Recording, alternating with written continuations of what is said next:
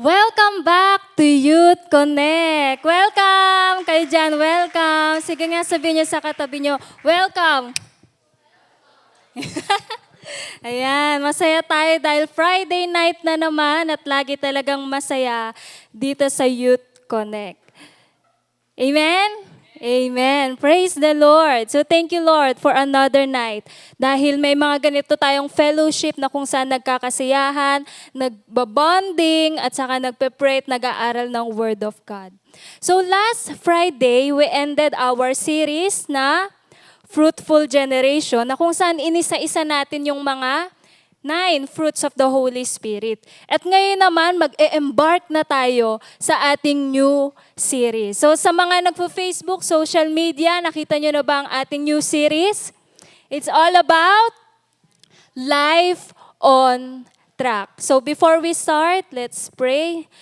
Heavenly Father, we thank you, Lord, sa buhay ng bawat isang kabataan na muli niyong dinako rito sa Youth Connect, O God. It's always been a blessing, Panginoon, na magkaroon ng friend, magkaroon, Lord God, ng fellowship ng mga kaibigan na kung saan sama-sama kami nagpe-pray, sama-sama kaming natututo ng iyong salita. And right now, we believe that you are here, your presence is here, and we pray that you will continue, Lord, to speak to each one of us with your wonderful word. In Jesus' name we pray. Amen. Amen. So our new series is all about life on track. Ngayon tatanungin ko kayo, how's your life lately? Kamusta naman kayo? How's your life lately? If you're going to describe your life right now, ano yun? Dito, sa side na to. One word. Ano? Hectic. Hectic raw sila. Hectic. Dito, sa kabila. One word to describe your life lately. Stress. O, dyan naman sa likod. How's your life lately? Victor? Fine. Oh, sana all fine. Okay. So, Life on Track series and our title for tonight is Time to Get Back on Track. So, what does it mean? Saan ba usually ginagamit itong salitang to? Uy, gusto ko na mag-back on track sa mga anong aspect or areas ng life natin. Nasasabi natin to, I wanna go back on track. Saan? Halimbawa na lang sa health, okay? Tapos ng cheat day, nakain ko na lahat ng toxic na nakikita ko sa paligid ko. It's time to get back on track sa healthy diet. Tama? May mga ganun ba kayo minsan? Pag nararamdaman nyo na parang sakit na ng UTI, ay may UTI na ata ako, parang sakit na ng kidney ko, okay? Healthy diet naman ako ngayon, back on track na sa healthy diet. Ano pa? Nung pandemic, di ba, nasa bahay lang tayo. Sino dito nag-gain ng weight? Ayaw umami nung iba. Di ba? Nag-gain tayo ng weight kasi nasa bahay lang tayo, wala tayong masyadong ginagawa.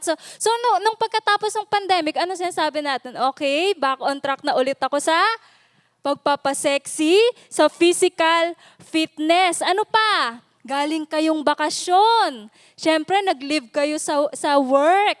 Umabsent din kayo sa school. Ano sasabihin nyo? Okay, back to reality na naman. Andiyan na, nag-iintay na sa akin yung mga gabundok na trabaho, gabundok na assignment, at saka mga school work. O halimbawa, isa pa. Okay, meron akong karelasyon. Ilang years kami, okay, nag-break kami, umikot lang yung, sa relasyon namin, umikot lang sa kanya yung mundo ko, love na love ko talaga siya. At nag-break kami. Di ba minsan nasasabi natin, okay, back on track sa pagiging single, single ulit. Ano pa? Halimbawa, nag-exam kayo sa school. Di ba medyo tinamad ka, medyo hindi ka nagseryoso sa pag-aaral mo, medyo napabarkada ka, at napabayaan mo yung pag-aaral mo, right? Tapos dumating na yung exam at dumating na yung grade, nakita mo na bagsak. Di ba minsan nare-realize mo, okay, back on track na ulit sa pagsusunog ng kilay. Mag-aaral na talaga ako, pag-iigihan ko na, ayoko nang bumagsak. And also, nung COVID, di ba, yung COVID breakout, ngayon pa lang nagba-back on track ang mundo, right? Bumabalik na ulit sa normal, back on track ang mga bagay sa mundo after nung COVID. And sino rin dito na feeling niya on and off lately yung spiritual life niya? or yung relationship niya with God. Lagi ba tayong on? Sige nga, honest lang. For the honest lang tayo. Di ba meron ding mga panahon sa buhay natin na feeling natin parang ang lamig. Pati relasyon ko kay Lord, ang lamig. 'Di ba? May mga pagkakataon talaga, or maybe lately, iba sa inyo, nakakaranas ng ganito na parang off ako ngayon kay Lord sa spiritual life ko Kasi nga, loaded ako sa schedule ko, busy ako, marami akong ganap. Ngayon, I need to go back on track with God. Right? May mga realization ba kayong ganon? Sa mga lahat ng nabanggit ko, sino dito yung mga nakarelate?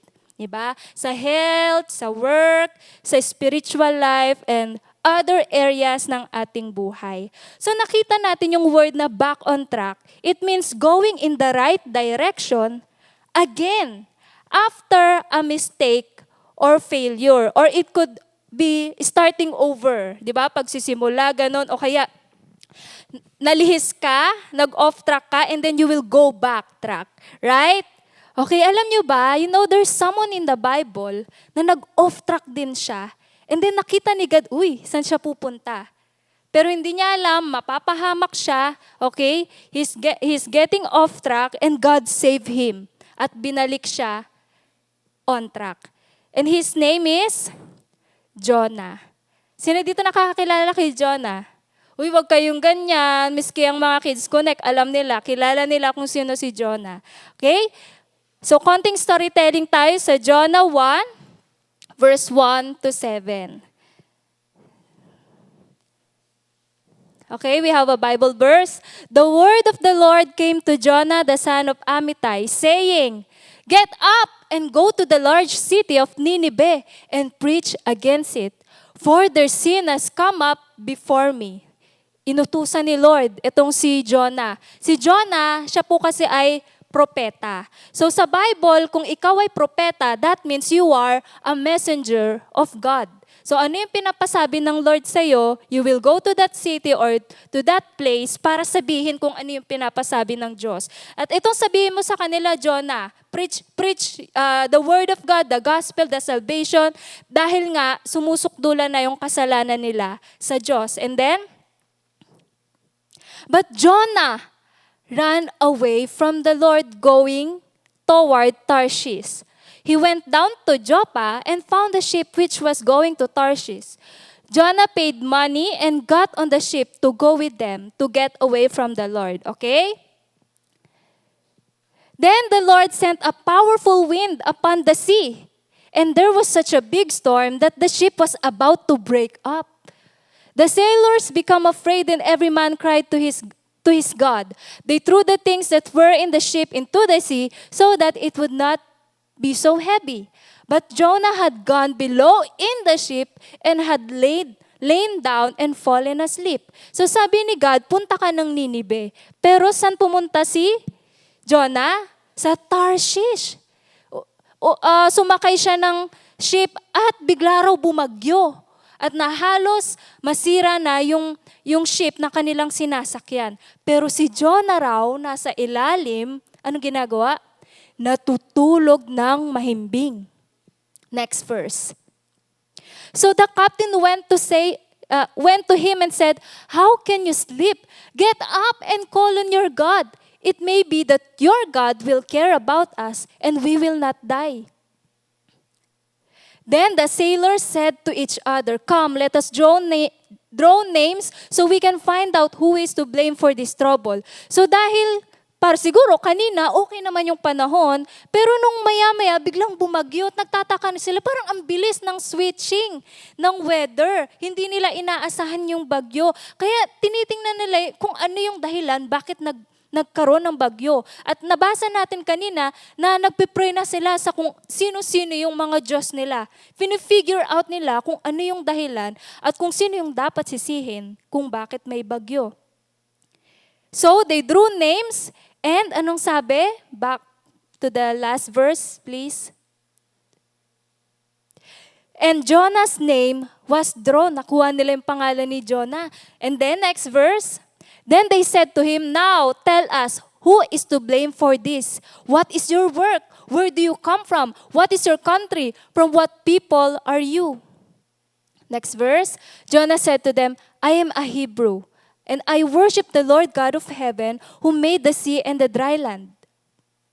Then the men were filled with fear and said to him, how could you do this? For the men knew that he was running away from the Lord because he had told them. Sinabi niya na, di ba? Kaya nagalit na yung mga sailors, yung mga tao sa ship sa kanya kasi na-figure out na nila, ikaw pala may kasalanan. Ngayon, pati kami nadadamay kasi hindi ka sumunod sa utos ng Diyos mo sa'yo.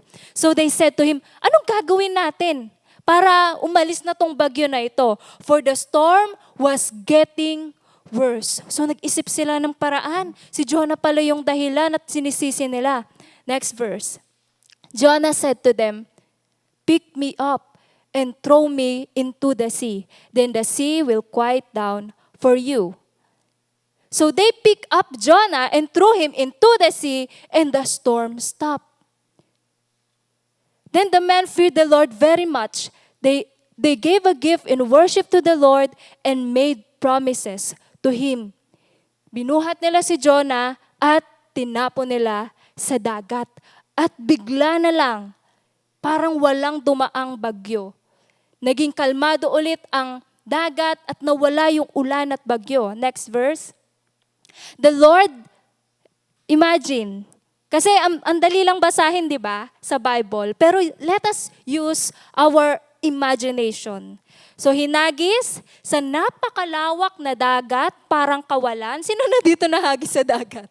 Wala pa, di ba? So kung tayo yun, nakakatakot yun. Right? Iiwan ka sa gitna ng dagat. Paano ka naman na nun? Hinagis siya. So dumaan na yung, siguro nag-struggle na siya. Di ba? Sinong tutulong sa akin?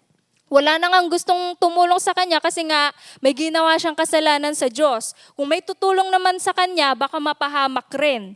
Right? So ang ginawa ng Diyos para hindi malunod at mamatay si Jonah dahil nasa kalagitnaan siya ng dagat, nagpadala siya ng napakalaking isda. And that fish swallow Jonah. Nagpadala ang Diyos ng isda at nilulun nito si Jonah, and he was in the stomach of the fish for 3 days and 3 nights. And after that, he prayed and repent. Then, the Lord spoke to the fish and spit Jonah out onto the dry land. And then, what happened? Ano nang sunod nangyari? Okay. Then the Lord spoke to the fish, and it spit Jonah out onto the dry land. And then, pagkatapos ng pangyayari na yan, Jonah went to Nineveh and preached the gospel to them, and they all got saved. God spared them from His judgment. So it was parang mission accomplished. Kasi dumaan yung bagyo at nilunok siya ng malaking isda, okay? At niluwa ulit siya, di ba? Parang, grabe, pero nangyari ito, di ba? At niluwa siya ng isda, pumunta siya sa Nineveh at nag-preach na siya ng gospel. Sinabi niya sa mga Ninevites na magsisi na kayo sa inyong kasalanan para iligtas kayo ni Yahweh at hindi kayo niya parusahan. At alam niyo ba, naligtas nga, nagrepent nga itong mga Ninevites. Okay, tumugon sila sa panawagan ni Jonah. So ngayon, nabasa natin, nakita natin yung kwento. Let's carefully analyze the story. First of all, bakit kaya itong propeta ng Diyos, sugo ng Diyos, ay hindi sumunod sa Diyos? Diba? Let's show the map. Meron tayong map dyan. Ayan. Okay? Okay. Si Jonah, nakatira siya sa Gath-Hepher. Nakikita niyo yung Gath-Hepher? Ayan. Nakatira siya sa Gath-Hepher. So sabi ng Diyos sa kanya, go to the Nineveh. So nasa ng Nineveh? Sa taas. Okay? Pero nakita natin na ang ginawa ni Jonah, he went down to Joppa kasi sa Joppa, nandun yung ship na paalis papuntang Tarshish. Nasaan ang Nineveh? Ito, di ba? And then the Tarshish, dito siya. Bakit kaya itong si Jonah, hindi siya pumunta sa Ninive, but to the totally opposite, sobrang layo. Parang magkabila ang dulo, di ba? Nandun siya ngayon sa Tarshish, totally opposite direction to where God wants him to go. And God has to send a storm and a fish para lang ibalik itong si Jonah on track sa kanyang mission. And then nung nandun na siya, he preached the gospel and it was a mission accomplished dahil nga nagrepent yung mga Ninevites. At sila ay tumanggap ng kaligtasan mula sa Panginoon. And let's see what happens. Anong nangyari kay Jonah nung nakita niya na, mission accomplished to . Diba? Umano nga yung mga tao, nakakalala nga sila sa Diyos at huminto na sila sa paggawa ng masama. In Jonah 4 verse 1 to 4, anong sabi niya rito? But Jonah was not pleased at all, and he became angry. He prayed to the Lord and said, "Oh Lord, is this not what I said to you? Would you do while still in my own country? That is why I ran away to Tarshish. For I knew that you are a kind and loving God who shows pity. I knew that you are slow to anger and are filled with loving kindness, always ready to change your mind and not punish. So now, O Lord, take my life from me, for death is better to me than life." Nagalit siya. Jonah was mad and angry. Though sinunod niya ang Diyos, pero deep inside sa puso niya, masama ang loob niya sa Panginoon. 'Di ba? Galit siya. He's so angry to the point na gusto niya nang mamatay. Gusto niya nang mawala na siya ng buhay. Why? Bakit gano'n na lang ang kagalit niya? You know why? Because he thought God was wrong. He thought mali yung ginawa ng Diyos na patawarin yung mga Ninevites, na iligtas sila sa kanilang kasalanan. That was a mistake, Lord. You are being unfair. Hindi dapat sila maligtas. Because alam nyo ba yung mga Ninevites? They are an enemy of Israel. Na kung saan nanggaling itong si Jonah. They are an enemy. They kill people. Mga violenteng tao sila. Young and old. Yung mga babae nire-rape nila, violente. Itong mga Ninevites. Kaya ganun na lang ang galit ni Jonah na, Lord, they don't deserve salvation. Hindi nila deserve ang pag-ibig nyo. Hindi nila deserve. Ang deserve nila ay judgment. Ang deserve nila ay maparusahan. Jonah hates them. Kaya naman ganun na lang ang galit niya. Ayaw niya sanang gawin yung gusto ng Panginoon. And because of it, anong ginawa niya? He decides to disobey God and runs away. And parang sinabi niya, no Lord, that's not gonna happen. Hindi ako pupunta sa Ninive. Dito ako sa Tarshish. Nagrebelde siya. Diba? Hindi siya sumunod sa Panginoon. Kasi Lord, sabi niyo, yung mga masasama, ipapanish niyo, diba? O bakit sila? Niligtas niyo, pinatawad niyo pa. Okay? Anong pinapakita dito ni Lord? God showed Jonah that He was a powerful God, that He can change people's heart. At alam yun ni Jonah, na pag itong mga tao to, nag-share ako ng word of God, God will be merciful to them. At magbabago nga sila. At nagbago nga sila dahil sa kapangyarihan, awa ng Diyos sa kanila. And you know, everyone, listen, mga kabataan, sometimes we're like Jonah, na minsan nagagalit tayo sa Diyos and we think that He's being unfair. Ayaw mong sumunod sa mga gusto niya kasi pakiramdam mo, ayoko talaga niyan, Lord eh. Mali yan, mali ka. Ito ang gusto ko, ayokong sundin kung ano yung mga gusto mo sa buhay ko. And because of that, nagagalit tayo sa Kanya. And pag nagagalit tayo, ginagawa natin, lumalayo, nagtatampo. And likewise, sa mga taong nakapaligid sa atin, pakiramdam natin, pag sinasabihan tayo, pag kinokorek tayo, mali. Mali yung magulang ko, sinabi niya to sa akin. Mali yung pastor ko, mali yung mentor ko, mali yung church. Kaya ang gagawin ko, pag magulang ko mali, di ba, anong ginagawa natin? Maalis tayo ng bahay, san-san tayo pumupunta, o kaya sa boss natin, ganun rin. Pag sa tingin natin, mali sila, ganito, ganyan, at sa mga teacher natin, di ba?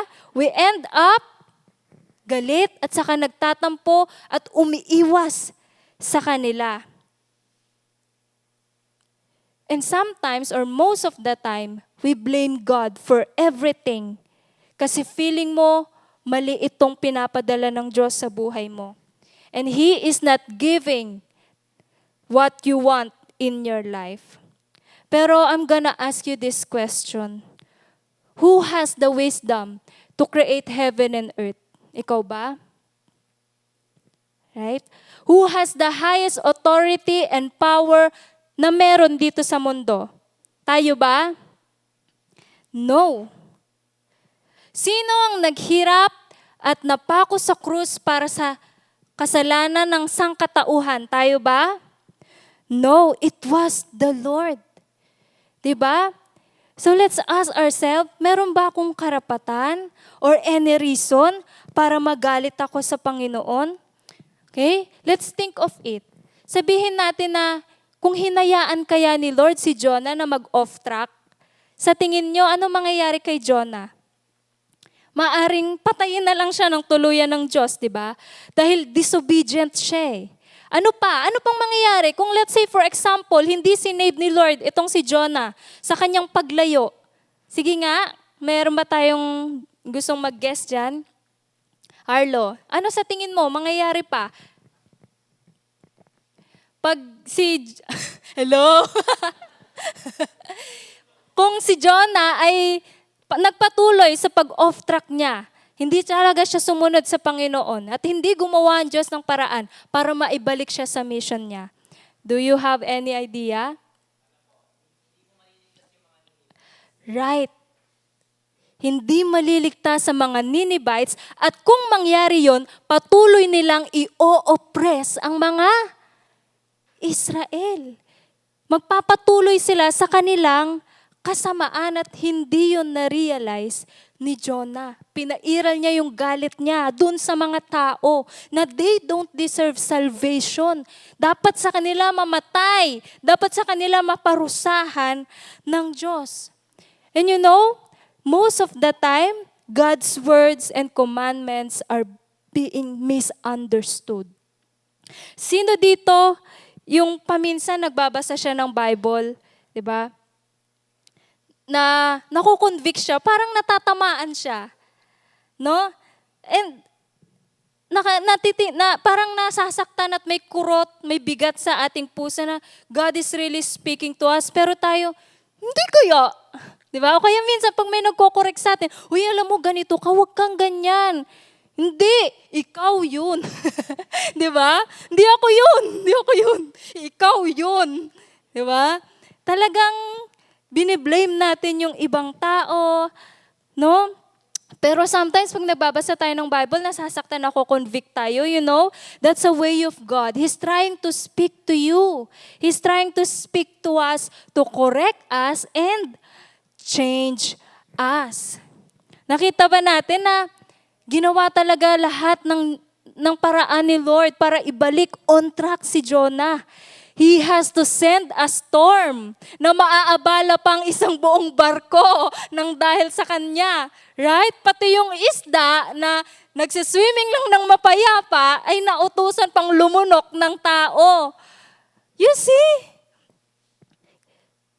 God is willing to do everything for us para lang maibalik tayo on track. And what happened to Jonah?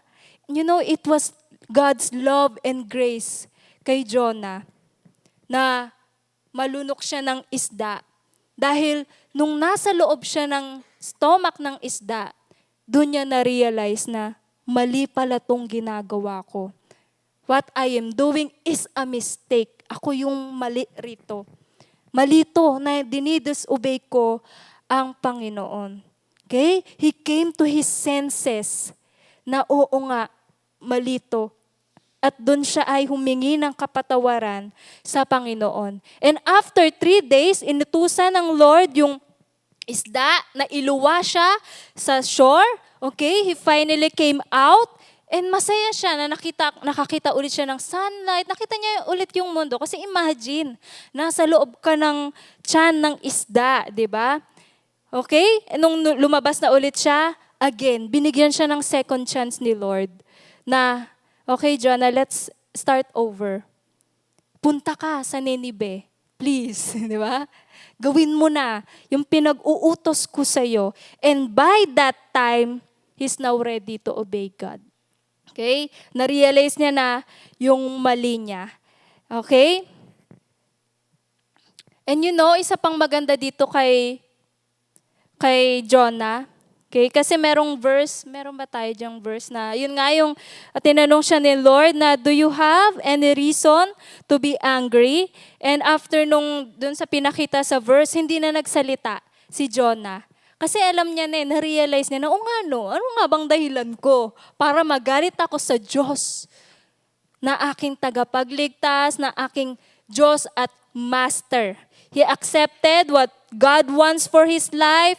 He admitted his mistake. And he was no longer angry or mad at God.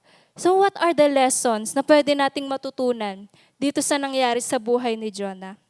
You know, at times, it's necessary for God to send challenges for us to make us recognize yung mga disobedience and mga wrong choices natin sa ating buhay. Ito ay para turuan tayo to obey. Okay? And these trials also serve to humble us, to correct us, and to guide us back on track, on the right track na gustong i-take ng Panginoon para sa atin. And you know, God knows our weaknesses. Alam niya na sa mga wrong choices na ginagawa natin, maaari tayong mapahamak dyan. Kasi lalo tigit mga kabataan, di ba strong-willed tayo? Pag gusto talaga natin at sa tingin natin, ito yung para sa akin, dito ko magiging successful, na masyado tayong risk-taker, masyado tayong pabugso-bugso, di ba?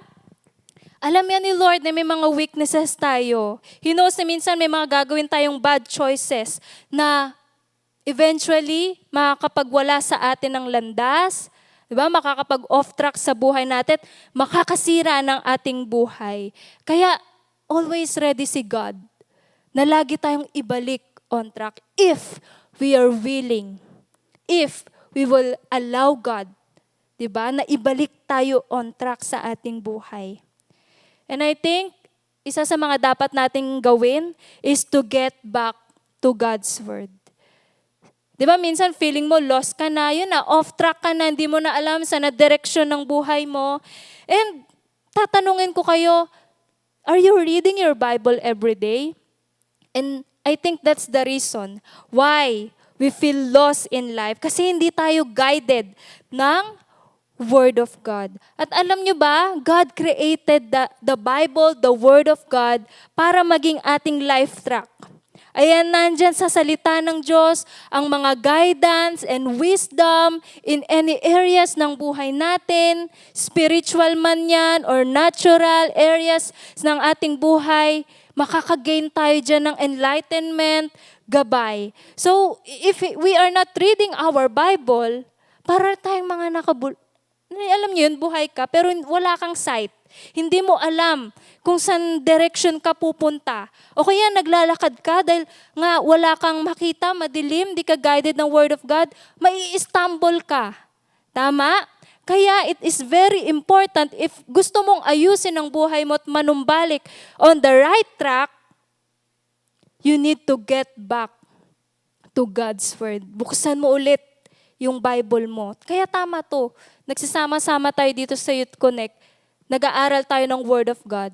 Diba? Binibigyan natin yung sarili natin ng opportunity na ma-enlighten at mabigyan ng wisdom, magkaroon ng kaalaman sa salita ng Diyos.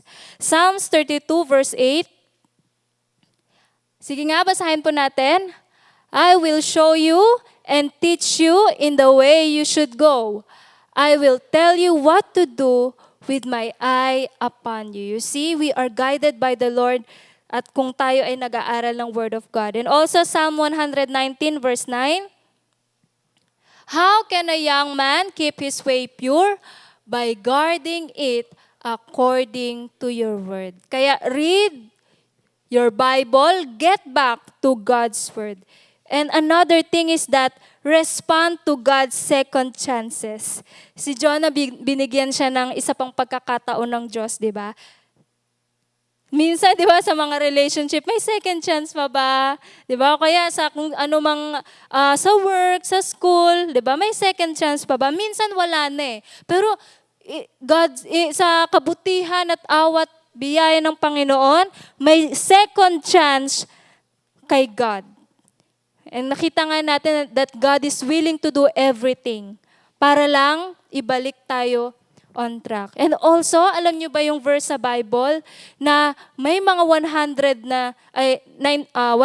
na sheep, yung isa naligaw, ano raw gagawin ni Yahweh?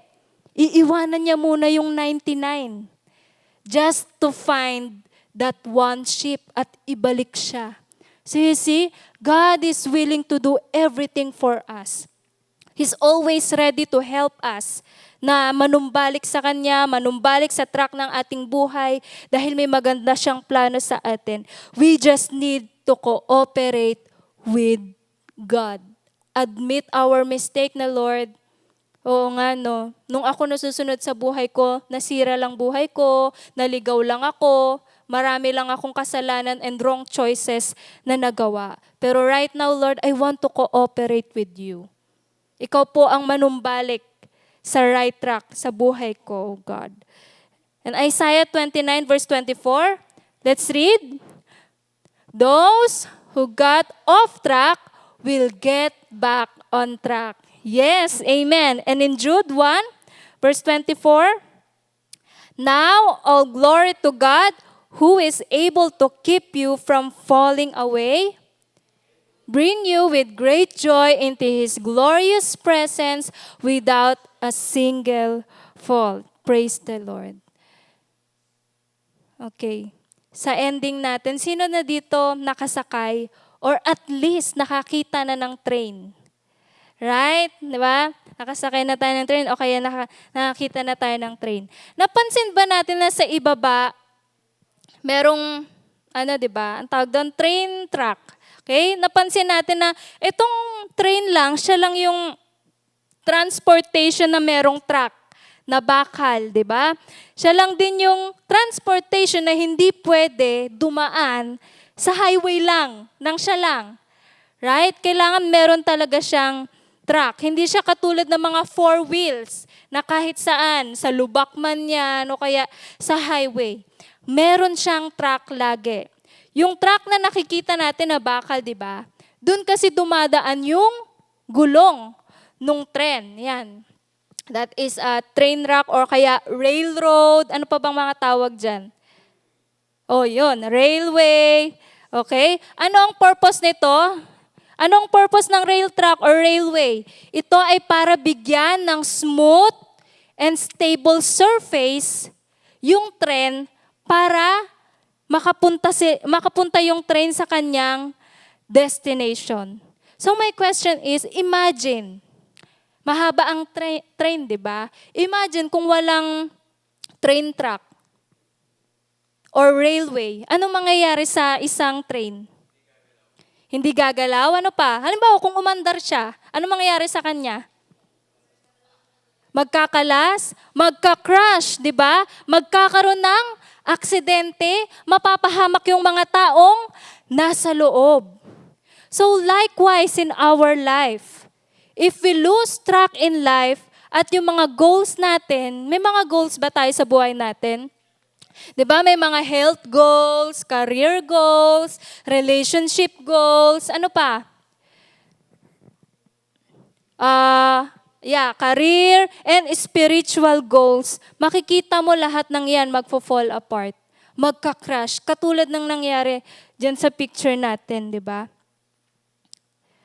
So, kanina tinanong ko kayo, how's your life lately? Sa tingin nyo ba, are you improving with your life? Are you succeeding?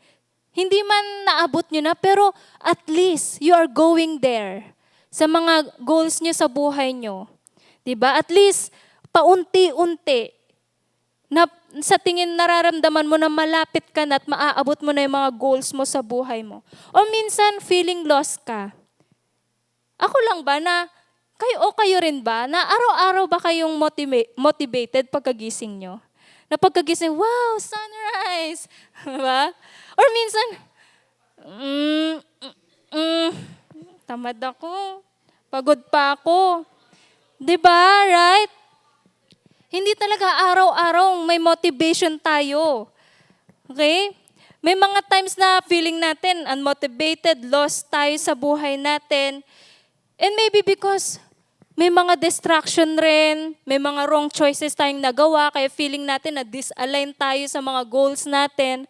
At kung ano-ano pang mga rason. Yun, isa pa yun. Nagiging self-willed tayo. We became so confident with ourselves. Hindi na tayo naging dependent kay God. Naging disobedient tayo kay God. Okay? And maybe at times, nagalit din tayo kay God kasi feeling nga natin, hindi tayo nasusunod sa buhay natin. O kaya sa parents natin. O kaya sa kung kanino mang tao. But the good news is, alam nyo ba, kung yun ang nararamdaman nyo ngayon, may panahon pa. Kaya nga ang title natin is Time to Get Back on Track. May panahon pa para yung buhay natin, malagay natin on the right track. Kasi marami pa tayong panahon. Bata pa tayo, di ba? Kailan pa tayo magdidesisyon na muli ibalik yung buhay natin sa kaayusan? Di ba? Pag matanda na ba tayo? Or ngayon na, habang may panahon at may kalakasan pa tayo? And Jonah learned his lessons. And what happened to his life?